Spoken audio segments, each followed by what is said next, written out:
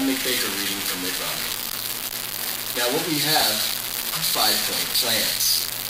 5-point plans for the economy, of which I will give you no details.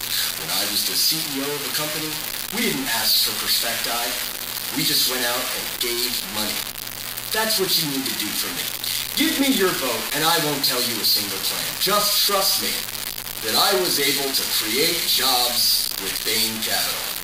And by create, clearly I mean shipping them overseas and creating them for other countries. I'll continue that record with America. The next thing in my 5-point plan is for women. First and foremost, we're going to remove every right that you have. It's called the BFP plan, barefoot and pregnant. You'll be in the kitchen, looking after your husband. And that's my plan for you. There will be no birth control. There will be no abortion. You will do as I say, and as my party does. Go for Mitt.